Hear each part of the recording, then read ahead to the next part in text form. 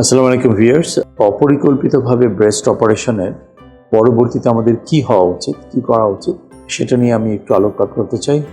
আমার আগের ভিডিওতে আমি বলেছি যে প্রবলেমটা কি হচ্ছে এবং শুরুতে কি করা উচিত।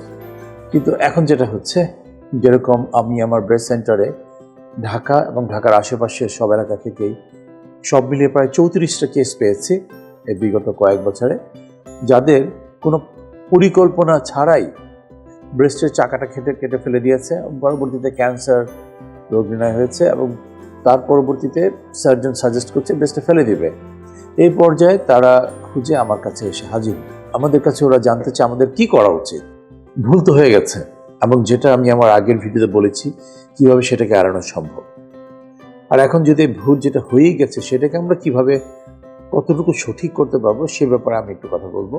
যেহেতু আমরা জানতে পারছি না মার্জিনটা কতটুকু ক্যান্সার মুক্ত কিনা, যে চাকাটা কাটা হয়েছে এটা যদি চাকা হয় এই চার দিকটা ক্যান্সার মুক্ত কিনা সেটা তো আমাদের প্যাথোলজিতে কখনোই জানা সম্ভব না রিপোর্টে, কারণ স্পেসিমেনটাকে প্রপারলি ওরিয়েন্ট করা হয় না প্রাথমিক পর্যায়ে, এবং বগলে ক্যান্সারটা ছড়িয়েছে কিনা সেটাও বোঝার কোনো উপায় নাই। এবং অনেকে আবার কি করছে, ইমিউনোহিস্টোকেমিস্ট্রি এগুলো না করেই অঙ্কোলজিস্টের কাছে যাচ্ছেন, উনি সরাসরি কেমোথেরাপি চালু করে দিলেন। একটা ধারণা আছে যে ব্রেস্ট ক্যান্সার হলেই সবাইকে কেমোথেরাপি দিতে হবে, পরবর্তীতে রেডিওথেরাপি অ্যান্ড এভরিথিং এলস। এটাও কিন্তু এক ভুল থেকে আরেক ভুলের দিকে রওনা দেওয়া। সব ব্রেস্ট ক্যান্সারে কিন্তু কেমোথেরাপি লাগছে না। আর কেউ যদি অপরিকল্পিতভাবে সার্জারিটা করেই থাকে তাহলে সার্জিক্যাল জার্নিটা তো কমপ্লিট করতে হবে। তাহলে আমরা পুরো জার্নিটা সাকসেসফুল হলো কি হলো না সেটার উপর নির্ভর করছে, এবং পরবর্তী সমস্ত তথ্যপত্রের উপর নির্ভর করছে পরবর্তী চিকিৎসাটা, সার্জারি পরবর্তী চিকিৎসাটা কি হবে। তো অবশ্যই আমরা এক ভুল থেকে আরেক ভুলের দিকে যাব না। একবার যখন ভুল হয়ে গেছে সেটাকে সঠিক তো করতে হবে।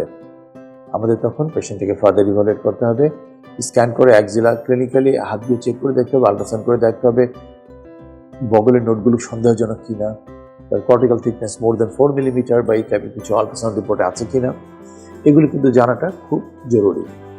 আপনি যদি কোথাও যাচ্ছেন, অর্ধেক রাস্তায় চলে গিয়ে যদি দেখেন যে আপনি একটু ভুল পথে গিয়েছেন, তো আপনি নিশ্চয়ই ওই ভুলের পথেই যেতে থাকবেন না, আপনি নিশ্চয়ই তখন রিরুট করে সঠিক দিকে যাবেন। এক্ষেত্রে আমরা তখন কি করা উচিত? আমাদের তখন যেটা করা উচিত, ফার্দার একটা সার্জারি করা উচিত, সেটা হচ্ছে ওয়াইডার এক্সিশন, মানে আরেকটু বেশি করে চারদিকটা কেটে নিব, অনেকটা লাইক ডোনাটের মতো করে, এবং সেটাকে প্রপারলি সুচার দিয়ে ওরিয়েন্টেশন আমরা করি 3 ডাইমেনশনাল ওয়েতে, superior short, lateral long, double deep. এইভাবে স্পেসিমেনটাকে আমরা ল্যাবে পাঠাবো ডাইরেক্টলি ফ্রোজেন সেকশনের জন্য। পেশেন্ট যখন অ্যানেস্থেশিয়া ঘুমন্ত অবস্থায় থাকবে, তাৎক্ষণিকভাবে প্যাথোলজিস্ট আধা ঘন্টার মধ্যে আমাকে ইভালুয়েট করে টেলিফোনে জানিয়ে দিবে যে মার্জিনটা ক্যান্সার মুক্ত কিনা, তাহলে তার ব্রেস্ট ফেলার কোনো প্রশ্ন আসছে না।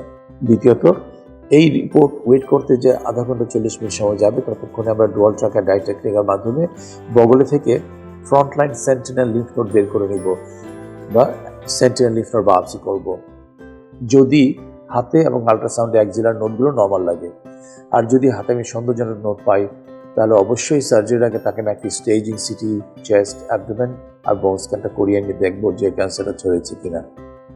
আর ক্যান্সার যদি দেখা যায় সব ভালো আছে শরীরের অন্যান্য জায়গা, এবং পেশেন্টের যদি প্রাথমিক ইভ্যালুয়েশন আমরা দেখি নোডে সন্দেহজনক নোডের পরিবর্তন দেখা যাচ্ছে, তাহলে আমরা অ্যাক্সিলারি ক্লিয়ারেন্স করবো। সো সেন্ট্রাল নোড বায়োপসি অথবা অ্যাক্সিলারি ক্লিয়ারেন্স কোনো একটা কিছুর মাধ্যমে অ্যাক্সিলারি সার্জিক্যাল স্টেজিংটা কমপ্লিট করতে হবে। তাহলে কি হলো, সার্জারিটা কমপ্লিট হয়ে গেল। এখন এমনও তো হতে পারে যে সার্জন যিনি প্রাথমিকভাবে যে অপারেশনটা করেছে সে ব্রেস্টটাকে ভালো ইভালুয়েটই করে নাই, দেখা গেলো তার ব্রেস্টে আরও 3-4টা টিউমার রয়েছে, সেগুলো সে ওভারলুক করেছে। সেখানেও তাহলে অ্যাটলিস্ট একটা প্রাথমিকভাবে বায়োপসি করে কনফার্ম করতে হবে। সেটা যদি ক্যান্সার ধরা পড়ে তাহলে তার ব্রেস্ট ফেলা ছাড়া কোনো উপায় নাই। সো কিছু ক্ষেত্রে ব্রেস্ট ফেলতেই হবে, কিন্তু বেশিরভাগ ক্ষেত্রে ব্রেস্টটাকে রক্ষা করা যায়। এবং এর কারণ আমি 3টা বলেছি, যে ব্রেস্ট কনজারভিং সার্জারি অলওয়েজ ম্যাস্টেক্টমি বা ব্রেস্ট ফেলে দেওয়ার হচ্ছে বেটার অপশন, কারণ এর ব্রেস্ট কনজারভিং সার্জারিতে ক্যান্সার ফেরত আসে কম, পেশেন্টদের বেশি দিন তুলনামূলকভাবে ভালো থাকে, সুস্থ থাকে, বেঁচে থাকে, এবং অঙ্গহানি না হওয়ার কারণে তাদের শারীরিক মানসিক জীবনের যে একটা বেটার কোয়ালিটি অফ লাইফ সেটা বজায় থাকে। তো এই 3টা কারণে কিন্তু আমরা চেষ্টা করি বেশিরভাগ ক্ষেত্রে ব্রেস্টটাকে রক্ষা করার। তো যখন এই ধরনের আনপ্ল্যান্ড লাম্পেক্টমি হবে তখন আমরা সার্জিক্যাল জার্নিটা কমপ্লিট করার চেষ্টা করব এবং তারপরে সমস্ত রিপোর্টগুলো দেখে তার টোটাল টিউমার সাইজ, তার নোডটা কী অবস্থা, ক্যান্সার গিয়েছে কি যায়নি, ইমিউনোহিস্ট্রি কেমিস্ট্রি কী বলছে, এর উপর ডিপেন্ড করে আমরা অঙ্গের সাথে কথা বলে অ্যাডজুভেন্ট ট্রিটমেন্ট চালু করব, যেটা possibility not for all, chemotherapy লাগতে পারে, রেডিয়েশন লাগবে এবং কারো কারো ক্ষেত্রে হরমোথেরাপি, ইমিউনোথেরাপি, টার্গেট থেরাপি ড্রাগসগুলোরও প্রয়োজন হতে পারে। সো আমাদের এই জিনিসগুলো একটু খেয়াল রাখতে হবে যে প্রথম কথা হচ্ছে যে ভুল করতে দেওয়া যাবে না, যেটা আনপ্ল্যান্ড লাম্পেক্টমি বা অপরিকল্পিত সার্জারি করতে দেওয়া যাবে না। দ্বিতীয়ত যদি ভুল হয়ে যায় আরও যেন ভুল না হয় সেটাকেও আমাদের খেয়াল রাখতে হবে।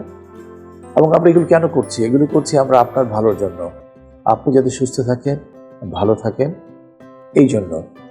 আর এইটার জন্যই তো আমরা হিপোক্রেটিস ওথটা নিয়েছি যে first do no harm. As a doctor আমার দায়িত্ব হচ্ছে যাতে আপনার কোনো ক্ষতি, আমি যদি ভালো করতে নাও পারি, আমি যেন আপনার কোনো ক্ষতি না করি। আমি শিওর আমাদের ক্লিনিশিয়ান ভাই বোনরা আমরা সবাই এই ব্যাপারে যথেষ্ট সতর্ক থাকবো। আপনার ভালো থাকবেন, সুস্থ থাকবেন। আসসালামু আলাইকুম।